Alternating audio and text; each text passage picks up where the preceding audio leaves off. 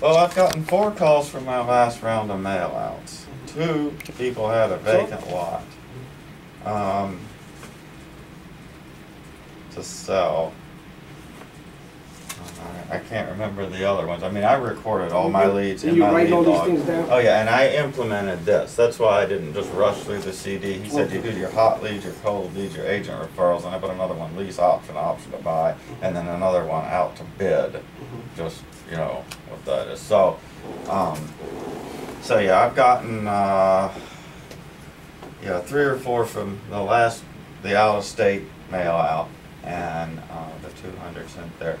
Yeah, the other one I need to call her. That was from this, and I had to track the owner down because it was sent to out of state, and the whole family's involved. So the daughter answers, and I talked to the old lady that's in the hospital, and then after that I get sent to her cousin or something like that, who then gives me the real estate agent's phone number. You know, last night after the close of business. So I got to call the agent up. Oh, so the house is listed. That house is listed. And it's in Edgewater. And did you have an address for it? No, I don't have the address yet. I've got the people's names, and I've got their, so I can call the agent. And these are out-of-state owners. These are out-of-state owners. Okay. Now, the little house I was just telling you about, where I'm going to drive by, that's a separate house. That house is in Eastport, and the lady saw my sign. Mm-hmm. So the leads have been, the leads have been coming in lately. Yeah, okay, so look at it like this, like, you know, so this is the end of this week. Today's the 27th, right? Yeah. So I've gotten 5 calls this week. That's enough to make 1 deal a month if that keeps up. Yeah. 25 calls equals a deal, according to this. Robin Thompson says 20 calls is a deal. But I really want to help this lady out with the little house in Eastport because she wants to sell. And if we can't wholesale it, I'd like to maybe list it with you. And Fortune Builder says list it with an agent, and then the agent helps you pay for your marketing or something like that. So if you'd like to do that, that would be helpful. My burn rate's $4,000 a month, counting ads, my rent where I live, everything. You know, my business, my personal. I got enough money to make it till about the 18th. Mm-hmm. And then, so I need to.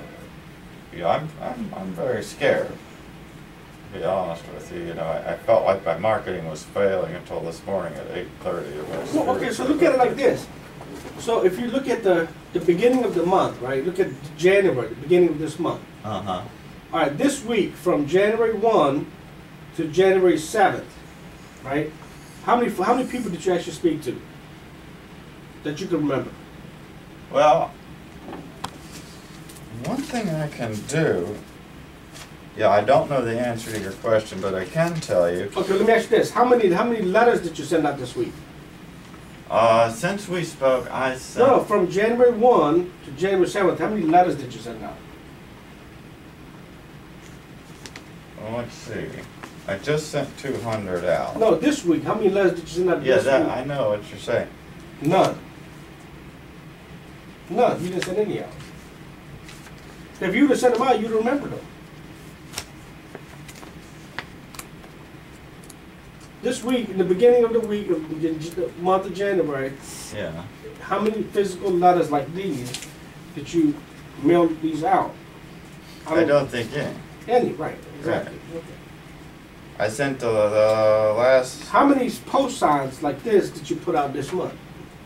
I mean, that week? None.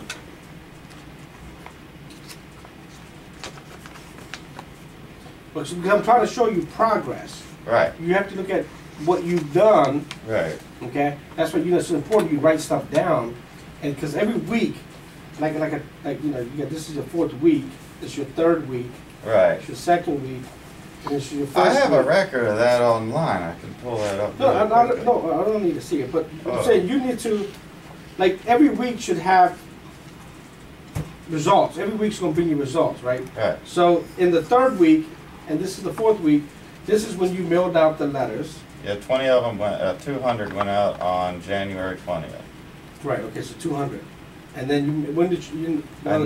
yeah, okay, and then another, that was the the in-state ones. Mhm. Yeah, the 23rd. No, wait. The 23rd and 24th. Yeah, that was the out-of-state ones. That was what happened then. Yeah, that was the out-of-state ones on the the 23rd, 24th, the out-of-state ones. So we had 200 go out then, and then the last time I was at your office, I came back and in 2 days I put up 30 bandit signs. Okay. That was the third week. That was last week. Okay.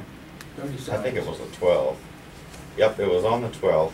Okay. So it was the 12th and 13th. I put up 30 bandit signs. Now I previously put up 10 and it didn't get any calls, but I put up 30. So then we had a total of 40. We're up by the end of the 13th, and I got a couple calls off of that. How many calls? From the signs? 10? No, two. 2. I think it was 2. Yeah, and then we had set a goal that by the 20th, and that was what I did. The goal was by the 20th I put up 30 signs, but by the 13th I had those 30 up. Okay, good. So I was motivated. I left here and I just did it. And then the next one was by the 27th, I put 30 more up. Well, by the 26th I had put up about 32 to 34 more signs. Okay, so you put out 10, then you put out 30, and then you put out about 34. Yeah. That's good.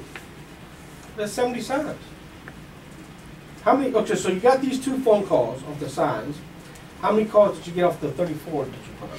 Well, I just put those up and I got just one this morning. Okay. And what I learned was the busy intersections where you got cars stacked up about 1/8 of a mile and you got 2 telephone poles and they're stopped at the light here and they're backed way up and you stack the signs so that they get to see maybe 2 of them. Because they can't read the one at the light if they're 1/8 of a mile away sitting in traffic. So I was able to stack them up. And that's what I did for the guy that saw my sign and deal. He told me the intersection, and I know in that case I actually had one on each side of the road. So I'm driving through Route 2 and I go past the Verizon store. This is in Edgewater, and they've got a property right on Route 2. And they put their signs up about every 40 feet, and they had about 4 or 5 signs sticking, in the H-frame brackets, like that. Right. And so they had stick and another and another. And so when I drove by there was no way I could miss the fact that Verizon was there. If you just one little sign, they might not see the thing, but if you got one here, one there, you stack them up. But a lot of those signs will also get taken and thrown away too. That's why, if I can, I nail them 7 or 8 feet high. Right. Well, 7 feet high. The bottom of the sign is 7 feet above the ground on a pole, and they stay up there. Well, that's smart. But those H bracket ones every 4 feet, Yeah, they'll go. those you might as well consider they're going to be gone. Yeah. Because once you put them out one time, so when you pay for that, you might as well forget. You're not going to go back and pick them up. And when they come cut the grass or the city, the county, they're going to take those signs up. Yeah, and the other thing I'm trying to do is, what I found doesn't work if it's just on a pole and people are whizzing by at 40 miles an hour. Yeah. Forget it. So neighborhood streets, I did Edgewater, which is a peninsula.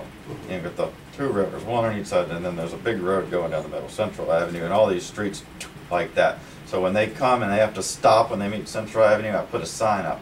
I've found those don't seem to work very well, and maybe because it's just a small amount of people. The other thing that I'm noticing is people tend to read signs away from where they live. So, tried to sell a house in Eastport where my office is. Well, he raised a sign on the other side of the South River. So. But the thing is, you never know who's going to call from where. You never know. You really don't. And sometimes you're right. The people that live in these little street communities, they're driving in and out these things. They're just so zoned out. They're not even paying attention. They've been up and down these roads thousands of times, and they're just kind of driving, unconsciously. They just. I do that when I'm going back to my parents' house where I lived since I was 4. I don't pay attention. Yeah, just in and out. But the people that are not familiar with the neighborhoods and the communities, they're stopping and going, they're looking, they're the ones that are Like catching. when you're on vacation. Yeah, they're the ones that are catching stuff. So, I know, I mean, even in my streets, I go up and down, I don't see a lot of stuff. 'Cause I'm just going home, you know. Mm-hmm. So, okay, well, that's good. So now, in fact, you got the letters out, you got 400 letters out. 200. You said, well, 200 to in-state and 200 to out-state. Well, I got 200 out of state on the 20th. Just went out. Okay. And I don't think I mailed any other since I left your office. Okay. I think I got mixed up looking at it. So 200 since I last left your office. Okay, so in order for you to do this, right? So how much time did it take to do one envelope? That's actually, well, I'm doing my own envelopes now. Those I paid somebody to do. That's not my handwriting. But it takes me, it's 16 man hours to do 200. Folding, signing, stuffing, addressing, stamping in the mail. So 16 hours. 16 hours for 200, 8 hours for 100.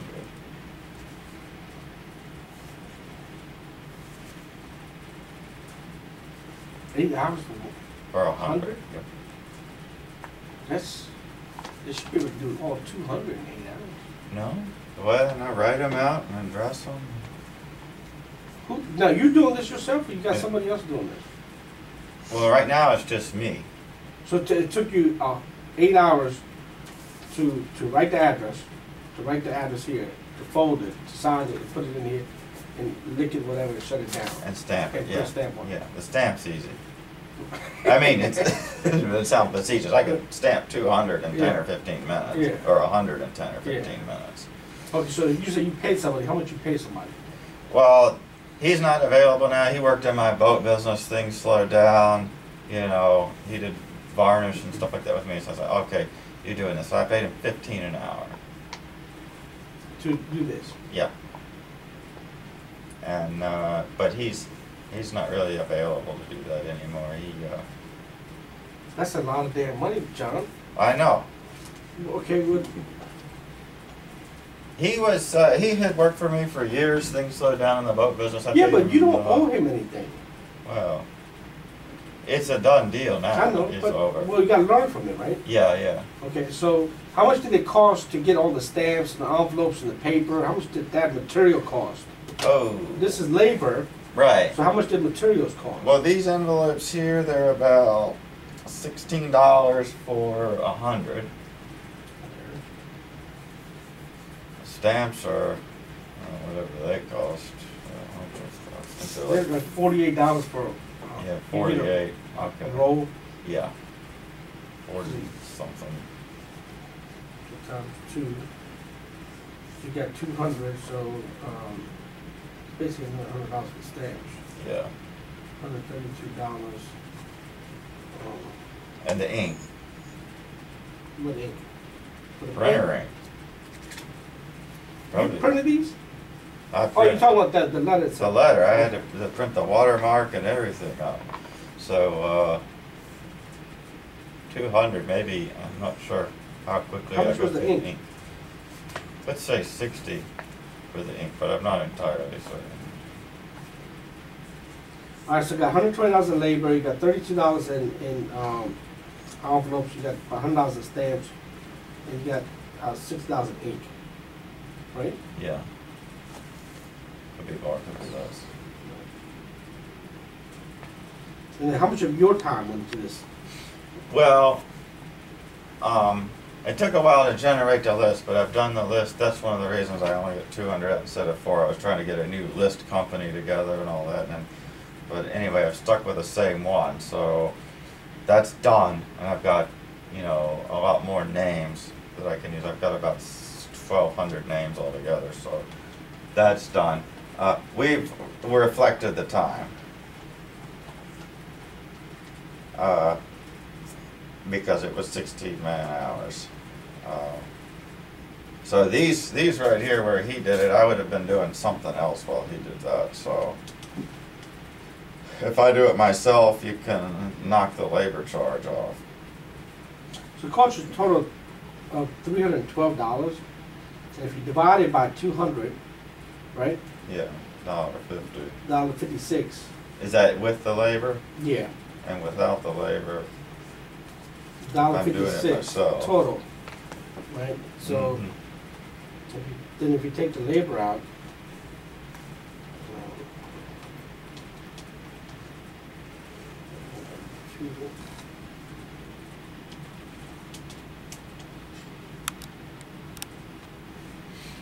then it's 96 cents. Okay, so it's about $1 if you take the labor out. It's about $1 an envelope. Yeah. That's about what I thought. Mm-hmm. Half is in the stamp and half is in the everything Yeah. else. So. So now, okay, so $1.56 per lead, basically, per name, Right, right? So far, there's 200 that you sent out. right. And so we got about 10 that came back, right? No, this, what you're looking at here was when I mailed this letter to people in state. But no, these were returned, right? Because of, Yeah, these were returned. yeah. So out of 200, you got about 10 that were returned. No, Okay. there was two different mailings. What happened was initially, before I came to your office the first time, I sent out about 800 of them. Oh, 800. About 800, and I sent them out to people just to houses in Annapolis. Okay. And then I spoke with a rehabber. He's like, look, Annapolis is picked over. I spoke to Robin Thompson, who gave me that and said, you did it wrong. Send it to out-of-state, non-resident owners. You'll get a bigger response rate. You'll get 16% response rate. Why settle for a 2% response rate when you can have 16? Then you and I speak, and I send out 200 to out-of-state people. There might have been 2 that came back, Yeah. if that. Okay. Um, All right. So, but the thing is, your phone is ringing. You're building up awareness. You're getting more comfortable, a lot more comfortable. right? You're starting to believe in you. You're starting to believe in what you're doing, right? So you're starting to see there's light at the end of the tunnel, Yeah, right? but I got very discouraged the last 2 days, yesterday and today. But it wasn't until 8:30 this morning that I said, dang, these things are working, because I put these signs out yesterday, and most of them went out the day before. I put 28 out day before yesterday. Yesterday goes by, I don't get any calls. They're at busy intersections. A whole day's gone by. I'm like, people aren't reading these. I started to get depressed, and then she calls, and I'm like, okay.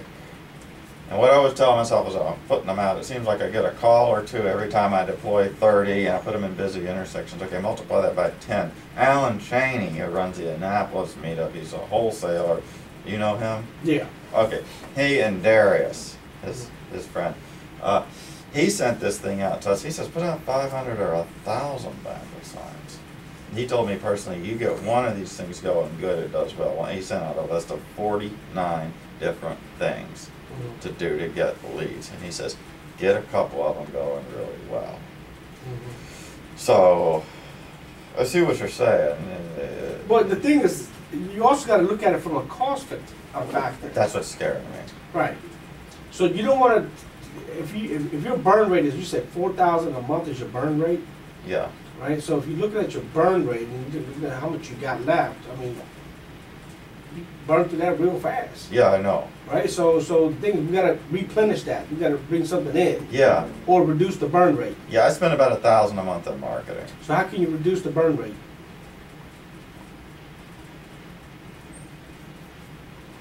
Well, Because there's only two things, right? Yeah. Either bring in more income to let the burn rate last longer, right? that's what I need to do. Or the other option is reduce the burn rate so you could last longer that way. Reduce the expenses, right? Right. So either reduce expenses or bring in income.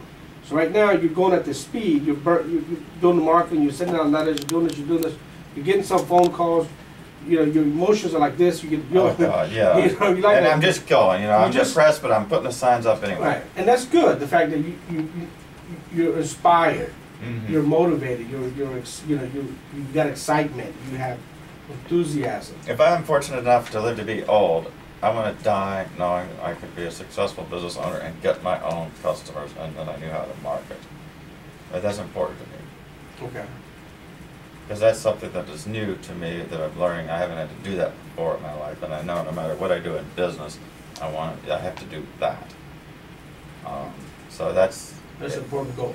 yeah, I think that's the most important thing for me now is lead generation. I've got a website. I spend $500 a month on pay-per-click ads, and so I'm working to get that done. Now that's up, or is that you That's still? up. Okay. That's up. That's running. I had a friend help me last Saturday. We worked on it, and he kind of enhanced the look of it. Some he's got his own website. He said for years he gets a few thousand hits a month. So he helped me with that. So I'm going to be adding a few more pages, like a frequently asked page, and then sort of a bio page about me. Put in my degree and all this stuff. And then so I have Yellow Book doing my pay-per-click. As somebody at the Baltimore Real, he says, look, what you need to do is scan your competitors' websites for the get keywords. He says you should not have to wait months to, create your own list based on best practice. No, that's true, yeah. So, I do that all the time. I look at people's websites. Oh, that's a great idea, I'll take it. Oh, that's a great idea, take it. Yeah. And just tweak it. So I told the guy running the pay-per-click ads at Yellow Book, I said, this is a competitor's website over here. Go scan this, and he did. He got some keywords, and then we're putting analytics on my site. So I really want to get that going. But apparently, for the amount of money I'm spending, I should be getting one call every day, about 25 calls a month. And what they do is they slowly start spending the money. So over the first week and a half, they only spent $69 or so instead of $150. So it wasn't a total waste, but it's just painfully slow getting it going. When did you start that? The website? Yeah. Well, the pay-per-click ads have been going for about 2 or 3 weeks. So I've gotten a couple calls off those. So, I need to be getting, 5 calls a week. So as of right now, no calls. About 2. 2. Exactly, 2. So I've been paying, they've been costing me about $30 a call. And it should be 15 a call. One of the DVDs or CDs that Dan Merrill has on the host of the program talks about lead generation and how much it costs for leads. Mm-hmm. Sometimes, if it's a real good lead, it's a solid lead, and you can make $5,000-$10,000 from it. You'll pay $200 for a lead, right? If you know you're gonna make the money on it, right? Yeah. So it just depends where the leads. You just don't know when. You got a call this morning from some lady in Baltimore. You just don't know when somebody's going to call or where they're going to call from. Right. But marketing is key. Marketing is extremely essential. And you have to do multiple things. You got to do multiple things at the same time. But the burn rate overall, you have to control that too. You know what I mean? That's why, like everything we're doing, we're trying to measure. We're trying to measure where are the dollars going. Right. And how fast are the dollars going, and what kind of return can we anticipate on these dollars, right? Because you know where your burn rate is going to end. March, April is when everything's going to end, but you know where you are. You're here at the beginning of February, basically. February 1 is next week. And I just need to get a couple deals, so I don't mind, financing or more signs or more letters or whatever. Just get me a couple deals for now, and then that'll buy a lot of time. Okay, so what do you think you're missing? What do you think? You're doing the letters, you're doing the banner sign. You had a chance to look at the DVD. You don't watch TV. You're not married. So what do you think you're missing? What do you think that missing ingredient is?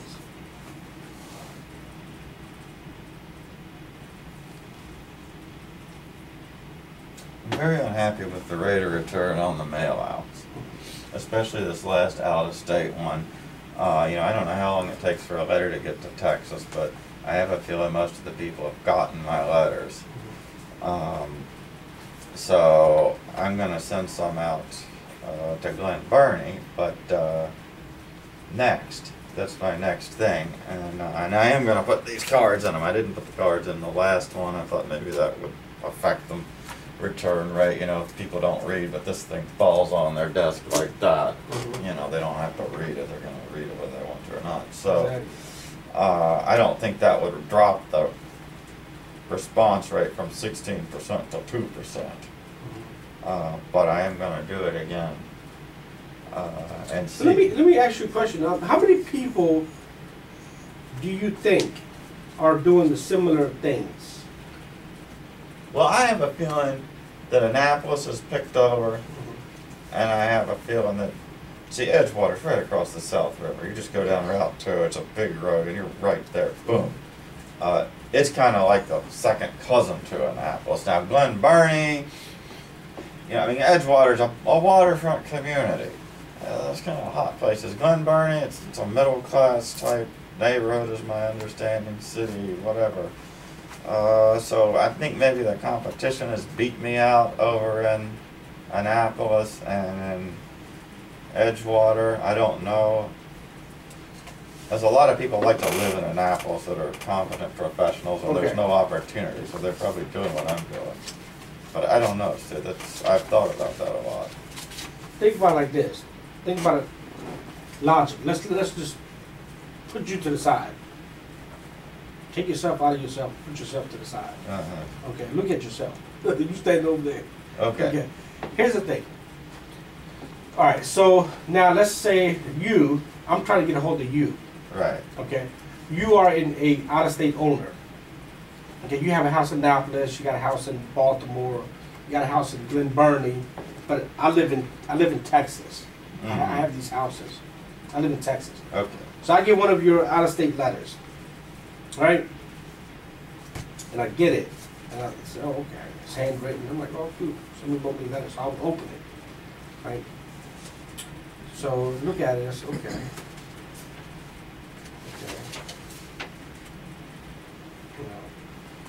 Because the first impression is the last impression.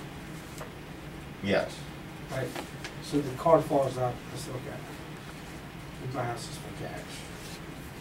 So I look at it, so it's you know, the colors catch my eyes, so yeah, I see that. I see this, okay. But then, now, let's say that on here, and a lot of people are doing these things. A lot of people say, so why should I deal with this guy? Why should I deal with this letter? Why should I even call this guy? Who is he? What's his background? What's his credentials? Who is he? Who's he tied with? This doesn't really say. It just says John Payne. Well, who the hell is John Payne? Right? Who is that guy? Right? So now let's just say that you get a letter like this. You get something like that in there. Oh, it's from Remax. Keep going.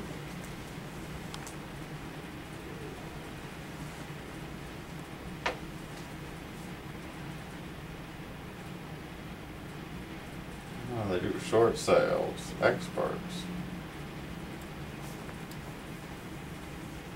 Workaholics. Home sellers seminar. So they're giving something back.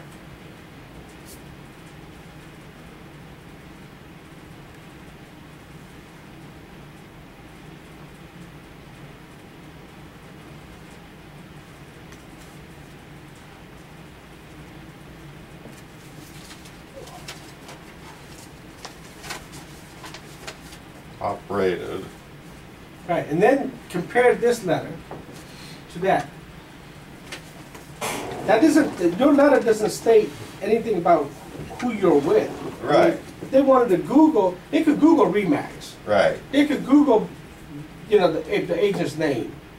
On that letter, how can they find out who you are? Who is this guy that's trying to reach me about my property? They can't. Why not? There's no way. My website's not on there. Now, Robin, the reason for it, I'll tell you why she did it, not trying to argue, but she said, but what she does is, her phrase is, she's a lady, and her phrase is, quote, little old me, and that's who she tries to be when she's approaching a homeowner, because she doesn't want to be like a big bank or something like that.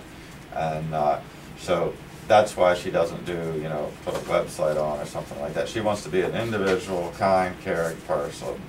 It's going to not be frightening and blah, blah, blah. Now, obviously it's not working.